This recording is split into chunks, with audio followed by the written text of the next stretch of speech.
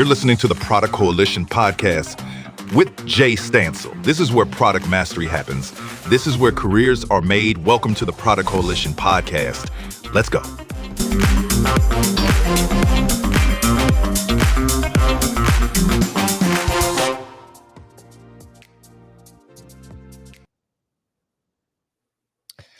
Welcome to the show, everyone. It's a really exciting episode I've got for you today. Today, we're going to be talking about profit by design, mastering SaaS pricing and packaging to maximize growth. Now, today's guest brings clarity to one of the most misunderstood and overlooked levers in product success, and that is pricing.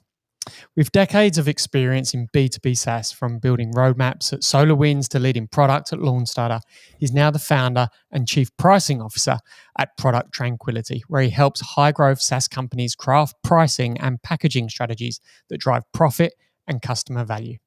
He's on a mission to dispel the myths of freemium, cut through the noise of one-size-fits-all pricing advice, and teach companies how to align pricing with value, not vanity metrics. He's also a global educator, shaping the next generation of product leaders as a program leader at Northwestern's Kellogg School of Management. So, joining us from Austin, Texas, it's my absolute pleasure to welcome the master of value-based pricing and segmentation, Dan Balcauski. Dan, welcome to the podcast. Thank you for having me, Jay. I got to say, that's probably one of the best intros I've ever had. So, thank you so much for having me today. Absolute pleasure, Dan. Really excited to go into this conversation. Timing is everything sometimes, and I can't believe how lucky we are for this recording today, because we are talking today 2 days after an incredible number of tariffs were introduced to the world, and we're going to be talking about pricing and value. And I'm sure there's an overlap between those two that we won't go into today, but I think the timing is very relevant, as many product businesses, I'm sure, are going to be re-evaluating their pricing and the value they're bringing for the prices they're charging in the coming months.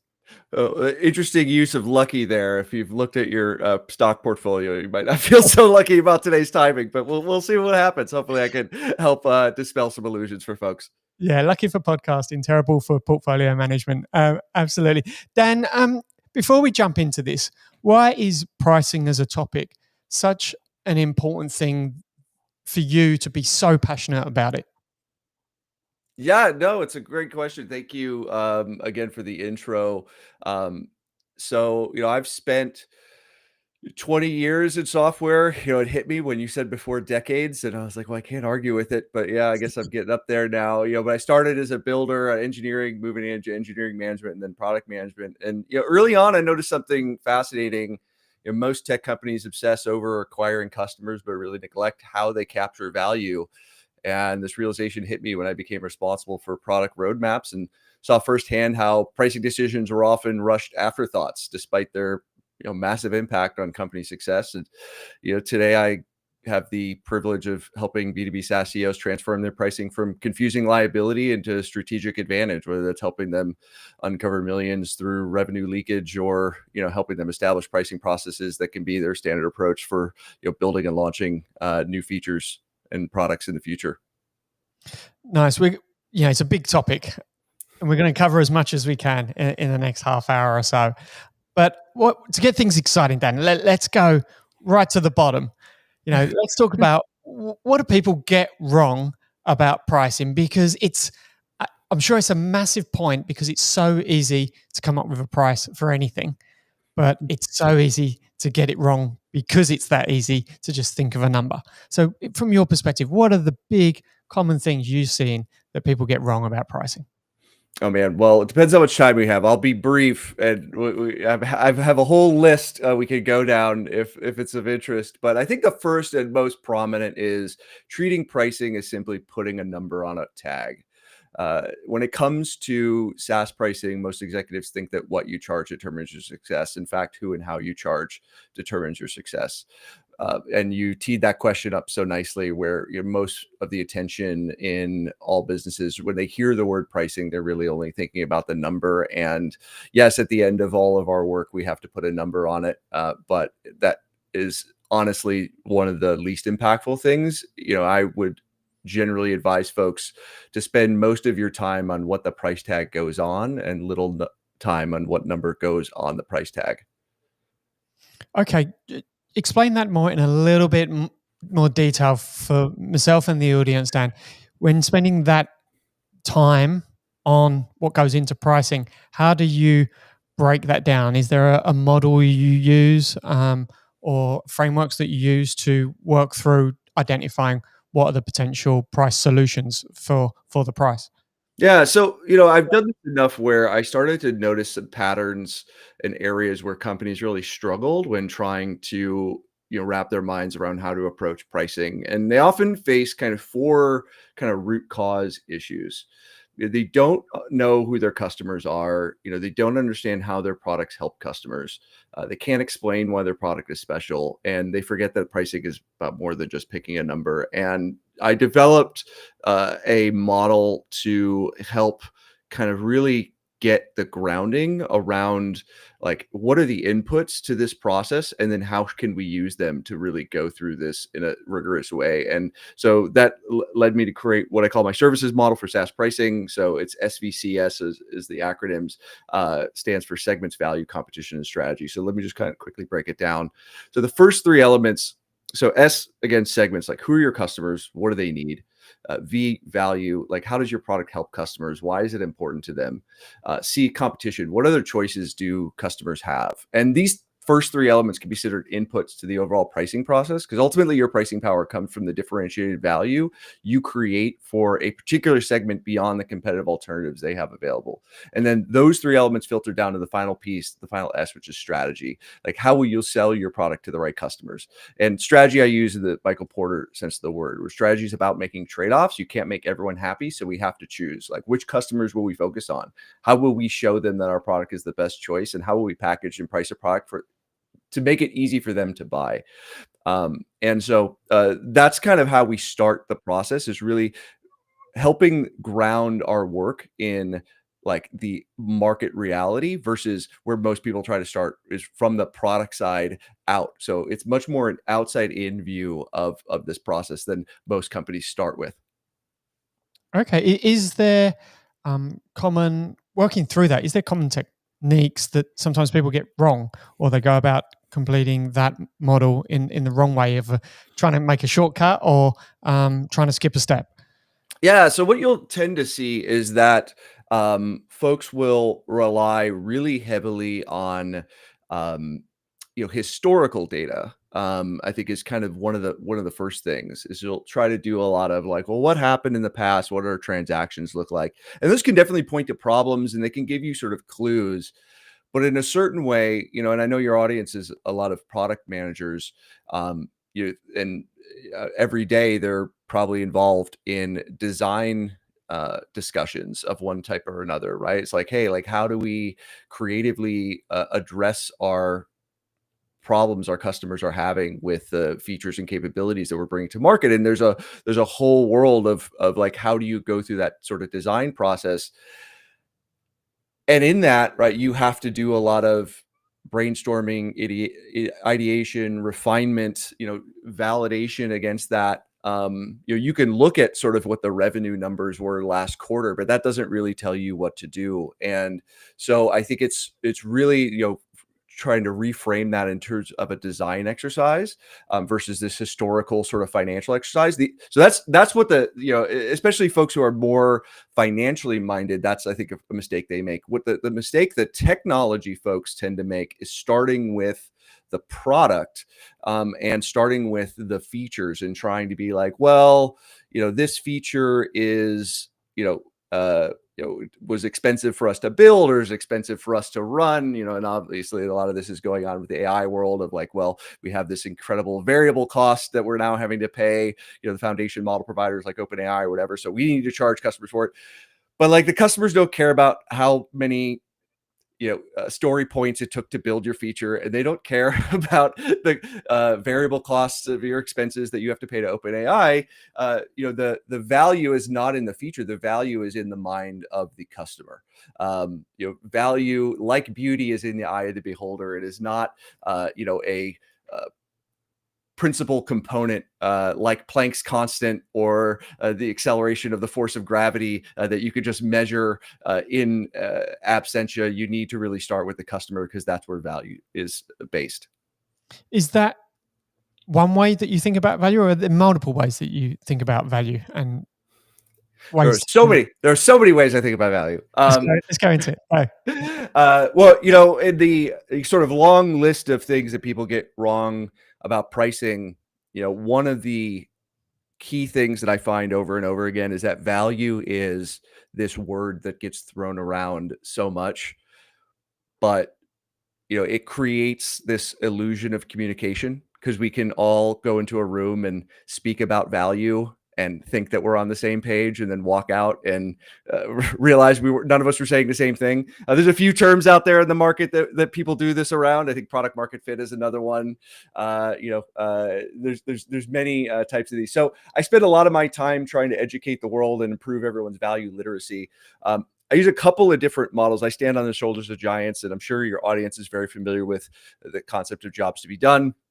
So I use that very extensively in the work. I also build on work that was done by one of the godfathers of strategic pricing, Tom Nagel, who wrote, if anyone who is really serious about this topic should certainly read The Strategy and Tactics of Pricing. And in there, Tom Nagel outlines what he calls the value cascade being a fancy word for waterfall. And so if you think about a bar chart with, the bar all the way on the left being the tallest, and then everyone bar, going down, where he outlines different kinds of value and what they mean. And so this is relevant because in order to have a rigorous pricing exercise, we really have to have a rigorous understanding of what value is and also a differentiated value. And so this framework really helps us get to the bottom of that. So if I kind of just quickly talk through the value cascade, all the way on the left is use value. So use value might be what economists might refer to as utility. These are the sum of all benefits that we might receive from a product.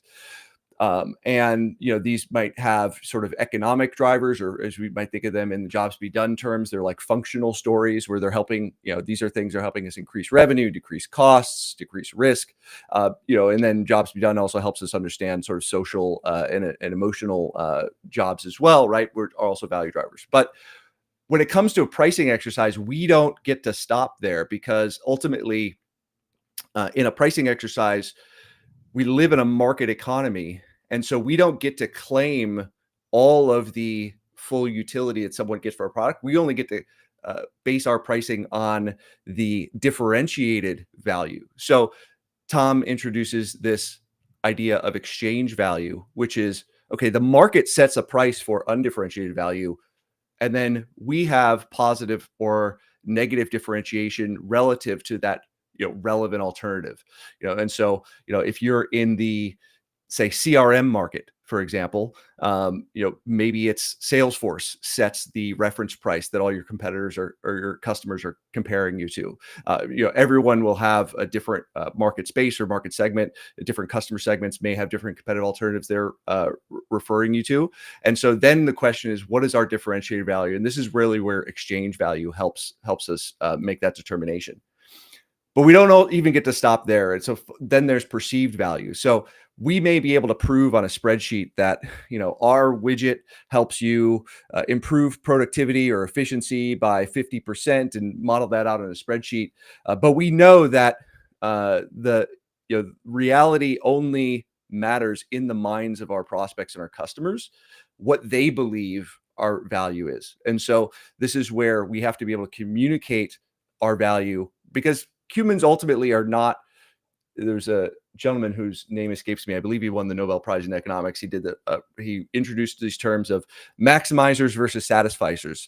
We only have limited time in our lives to go look at different alternatives in the marketplace, understand why they're valuable to us. So any marketers or product managers know, right? Probably on your website, you have customer testimonials and logo gardens. Yes, on your pricing page, maybe you have the full breakdown of all 150 or 200 features, right, that differentiate your different offers. But how many of your customers are going through and creating a master spreadsheet listing every company they're evaluating as feature line by line and checking a box? As a wise person once said, ain't nobody got time for that. So we take shortcuts. And so that perceived value ultimately is probably going to be also there's risk, right? A customer may say, hey, that's interesting. You have that case study of how you increased, marketing efficiency by 50%. But I've heard a lot of vendor claims. They haven't always panned out in the past. And so they're going to apply a discount to whatever claim that you make. And it's not right or wrong. They're fully within their rights to say, I don't believe you, I don't trust you. And so I'm going to take you at 10% of what you actually claim. And then that's the perceived value. And ultimately, perceived value is what drives willingness to pay. And that's where we finally map from the world of value into price. I'll stop there because I've gone on quite long. That perceived value you spoke about, where the customer's going to assume or want a discount from the price you've spoken about. Before you get to that point, or in order to get to that point, Dan, what are the research tactics to know what number you start with? And are you recommending that people experiment in the market or before they label a price, or actually just go to market, start with a price and work it out in real time based on that real-time feedback you're hearing from the market or from number of inquiries or conversion rates of landing pages or those types of things? Yeah. So, going back to what I was saying before, it's like your question to a certain extent assumes that I've gone through all of the higher leverage areas of packaging and have decided, and now it's just around tweaking on the price point. I think this is actually where most people get stuck, kind of going back to my original point, which is just like, hey, we have an offer, should it be, $9.95 or $19.95? And there are methods by which to answer those questions directly. There's, and happy to talk through, a few of those, and you may have different methods available to you depending upon your category, the complexity of your product, what stage you are as a company. Traditionally, if you want to look at something like the price, the dollar value, the number itself, we often use a method like the Van Westendorp meter. It was named after a Dutch economist in the 70s. People are like, where's this come from? Like, why Van Westendorp? What does that mean? Yeah, it's a guy's name. And so the Van Westendorp methodology is 4 questions. There's specialized survey software you could buy that helps you ask them, but basically asks you for a range of price points from your market. At what price is this too cheap such that I would doubt its quality? What price would this be? I would consider this a bargain and would buy it. At what price would this be getting expensive, but I would still buy it? At what price would this be prohibitively expensive and I wouldn't buy it? When you're asking those questions, that was a evolution from, direct pricing, and what I mean by a direct pricing question would be like, hey, how much would you pay for this thing? Because when I just asked the one question, how much would you pay for this? It's terrible for a whole bunch of reasons. But one of the reasons is that I never know what part of a scale is somebody giving to me, because I might, we tend to always, even in our minds about things we may buy, we have a range of what would be acceptable to us. And so when I ask someone for a point estimate, I don't know what part of that range I'm getting. And so something like a Van Westendorp is proven over time to be a pretty reliable indicator. There's other methods as well we could dive into if you're interested: conjoint discrete choice analysis. Generally, I highly recommend anyone in the B2B software industry stay away from sort of pure A/B testing on price points for a whole bunch of reasons. It's a little bit more suitable in a B2C case, but not in the B2B software space. So those are ways to sort of iterate around the price points. But again, I would shift folks' focus more to the packaging decisions. What are the offer configurations we're putting together? Have we thought about what price metric most closely aligns with customer value and our costs? Have we thought about what price fences are available? Have we thought about what price model is most suitable? Is it perpetual license? Is it subscription? Is it pay as you go? Those factors, all of those I roll up into this idea of packaging around pricing that tend to be much more impactful than the individual price point. Dan, getting those quantitative research items out the way, you get it. You're learning about your range, where you're going to fit across that tactic you shared earlier, is one input. But what What value do you put on qualitative research to discover pricing as well? Is it just about researching the numbers and surveying that way, or is there, words from potential customers' mouths from the market that you also use as inputs to set a price? Yeah, almost all of these any pricing projects we do where there's a research component involved, almost certainly starts with a qualitative interviews. Um, Ultimately, understanding customer value, you can't just do in a room, with a couple of spreadsheets. You have to go talk to customers. You have to understand ultimately why they chose your product or products like you, and how that makes an impact on their business. And so when we're having these conversations, I would frame them much more as a value conversation than a pricing conversation, with the idea that I might ask some pricing questions toward the end. But really, I need to figure out all of the things we might care about in a jobs to be done type interview, where what do I understand what the customer's context is? What were they trying before?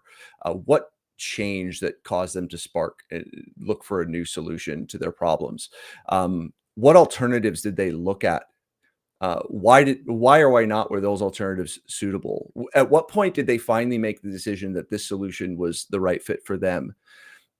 All of those contextual situations that help you understand the context the customer is in, because context is everything. And we may not have time to get fully into it.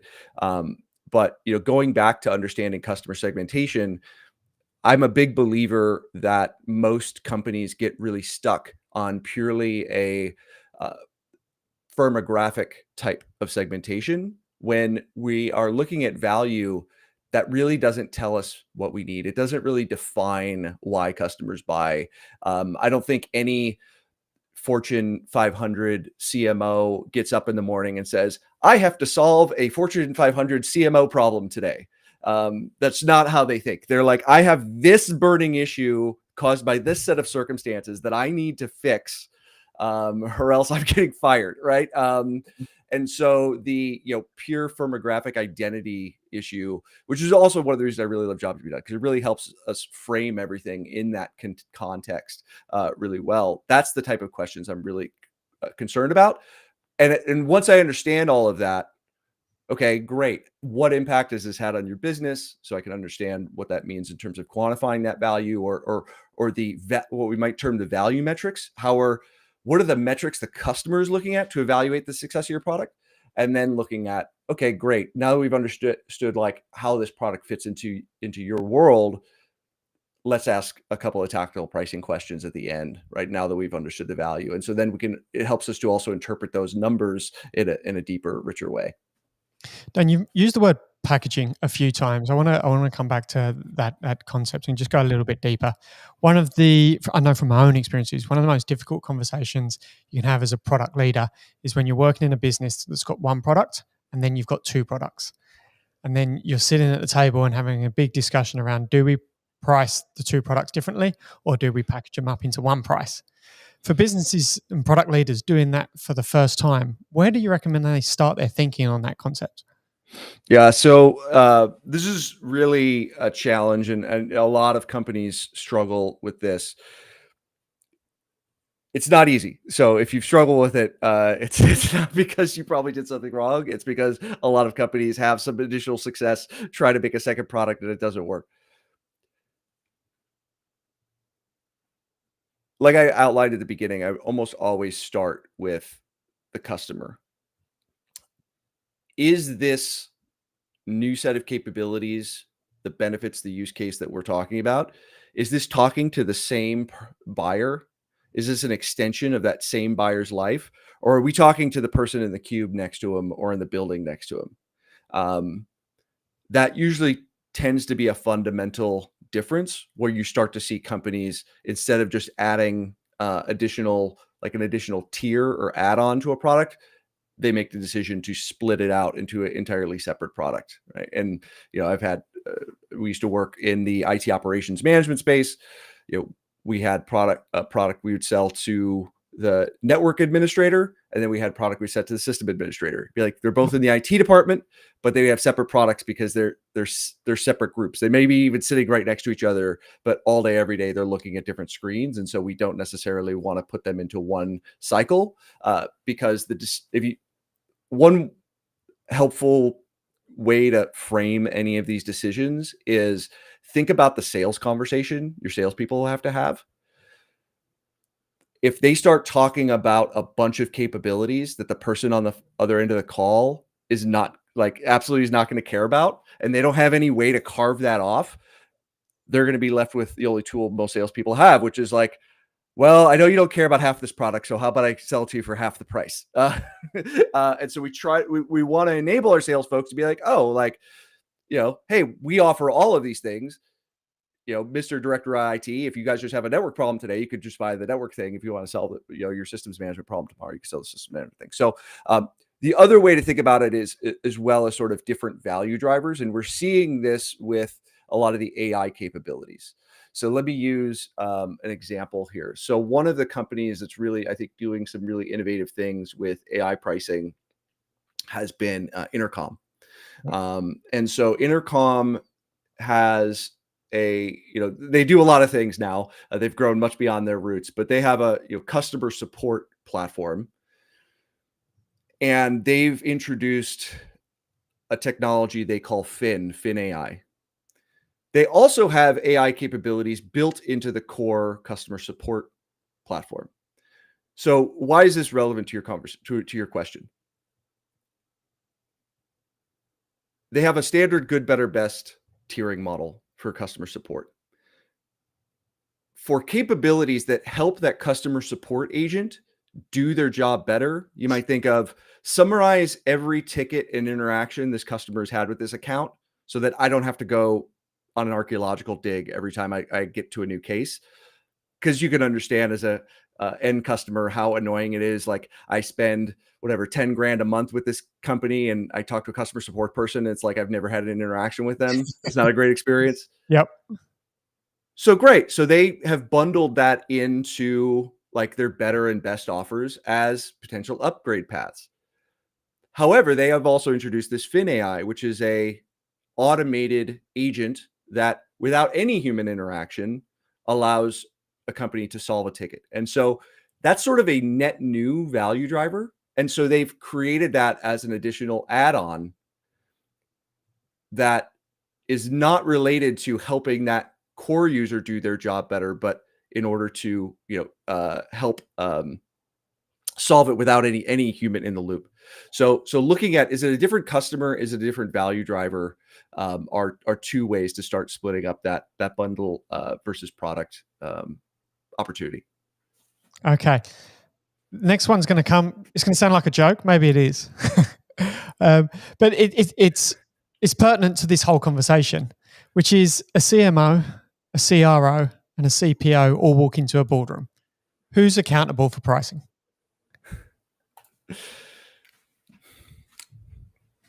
Well, it's always the CEO. The CEO is responsible for everything. The who should own it is another decision. And I think you're pointing to a big problem, which is we could talk about Van Westendorp or Conjoint or customer interviews all day. But fundamentally, one of the things that a lot of companies just miss is they don't have any governance at all around pricing. So, Right.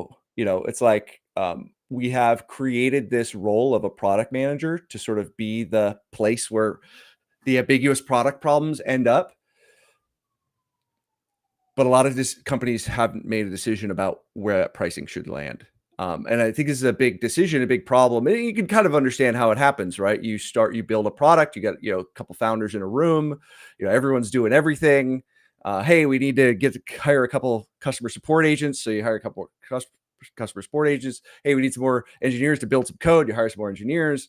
And at no point was there, probably like, hey, we need to hire someone explicitly for this pricing area. So generally my advice is product marketing should own it. I think product management is actually a good owner as well. I both have the strategic lens on the business where they're able to understand the customer value, kind of the competitive landscape. I believe that pricing is a function of positioning, and so usually product marketing is at least the keeper of positioning in the organization. And so it's a nice marriage there. I usually say product management tends to have a little bit too much on their plate to also rigorously own pricing, but they're definitely a key stakeholder at the table. But yeah, you're in a bad spot if the CEO has not designated anyone as the owner. And so governance and process doesn't necessarily get me out of bed in the morning, but it tends to be a critical flaw. And if you haven't made that explicit decision, I've heard from multiple executives where at multiple companies where they go, yeah, like the CEO comes in and yells at everyone because there's a pricing problem, and everyone kind of sheepishly looks around the room and is like, oh, and then whatever, does that for a few weeks, and eventually it goes away and nothing ever changes. And so at that point, you got to look in the mirror and be like, well, who am I giving authority to actually go fix this and solve this and make a decision? And that's something that, it needs to be done. And it's difficult. If you're sort of an IC in the building, it can be difficult to sort of drive that change from the bottom up. But definitely should be done. With everything you've just responded with there, Dan, does pricing get enough attention? There's so much out there on how to build products, how to strategize for products, product-led growth, so many concepts, but the unique world of pricing, does it get enough attention? No. Why is that? What's the reason? Well, I have the sense, product management isn't that old of a function. We might look at all of the business roles and rank order them. I maybe say sales is the oldest function. Maybe the lawyers and the attorneys are the second oldest function. Because as soon as we had salespeople, I'm sure we had disputes about what was agreed to and what wasn't, and then we need lawyers involved. Some point, marketing evolved as a function. Most recently, but I say maybe in the world of B2B software, product management has only existed as a function for 30, 40 years at most, borrowed from the CPG companies, the brand managers, and then, maybe customer success. And so I feel like pricing is maybe on that maturity curve where it's still early days. There's been a lot of, work in the academic world in the last 40 years that maybe has not translated into practice.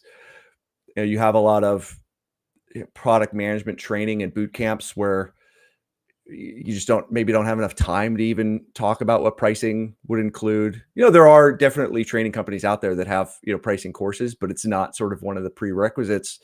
And so then you're left with a bunch of people who had to kind of figure it out on their own, or who are weird like me and decided to make it my job to go figure out all the ins and outs of this. So I think it's really that. It's where I think we're on the early maturity side of it, and I can make a very similar case for, I think one of the areas that in general product managers need to get better at is just making business cases. And I think pricing and making a good business cases are closely related. But it's the type of thing that you maybe are not even responsible for until you become a senior or a principal product manager. As the entry level PM is mostly in the weeds with their engineering team, writing tickets and maybe talking to customers, and is kind of being told like, hey, don't worry, like we're building this product, you just need to go execute the thing.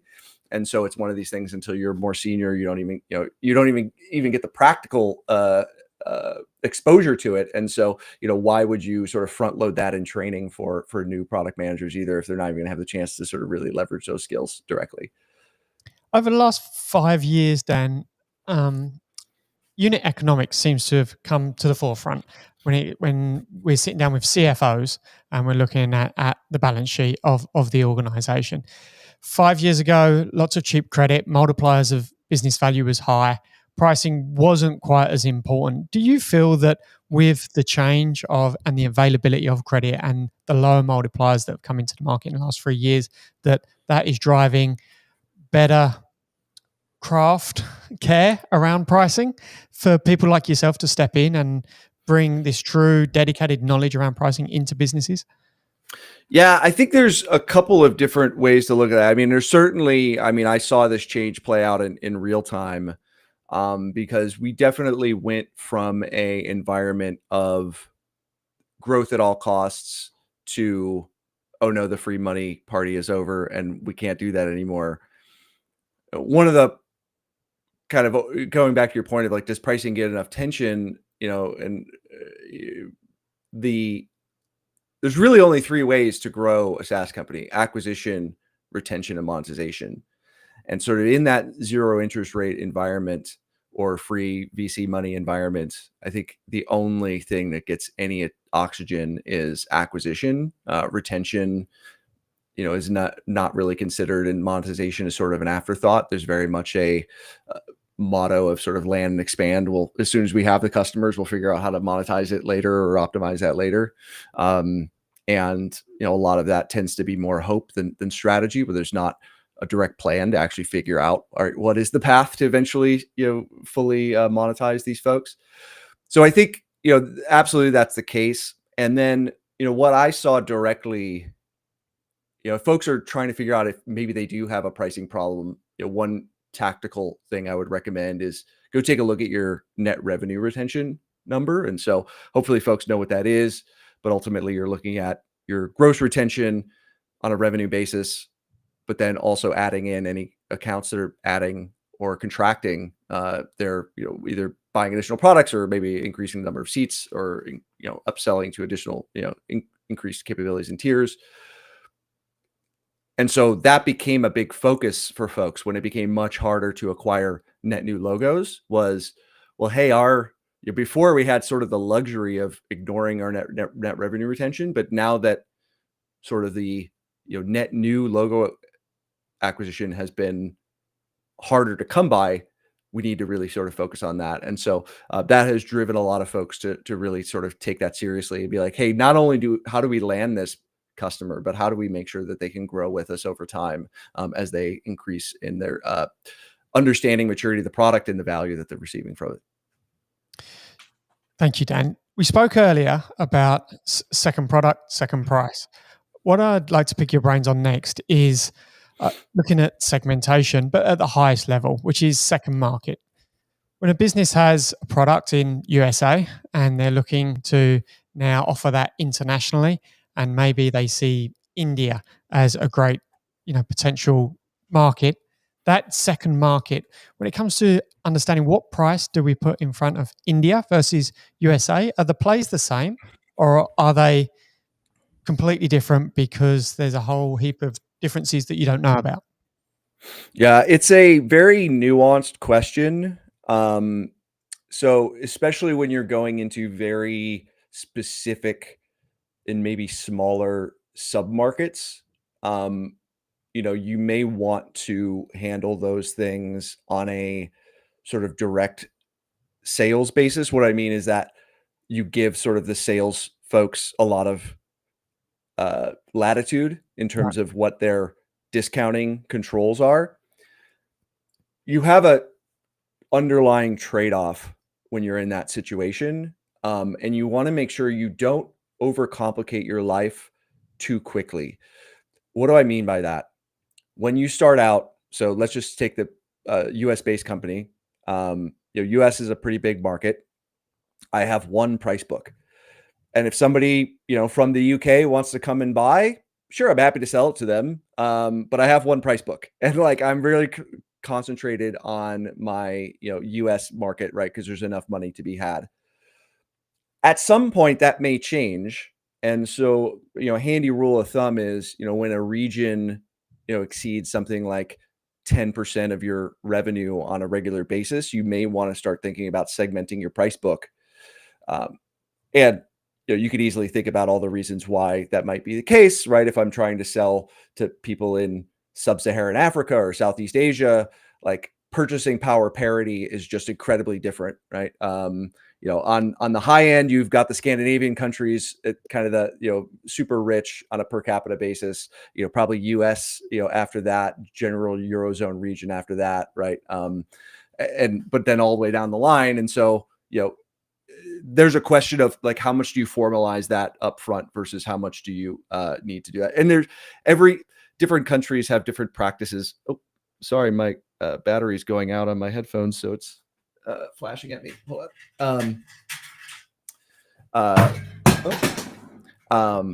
But yeah, sorry. So you're trying to avoid overcomplicating your price book until that you hit a certain amount of revenue. But you may need to adopt.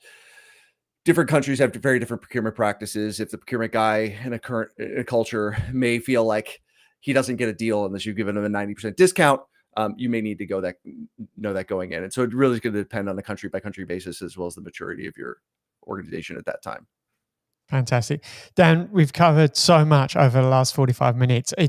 I know just in the transcript alone of this session, there is a whole cheat sheet of advice for the audience. So I thank you so much for your time, your wisdom, and the advice you've given. I'm sure it's going to be incredibly valuable to the audience. So thank you so much.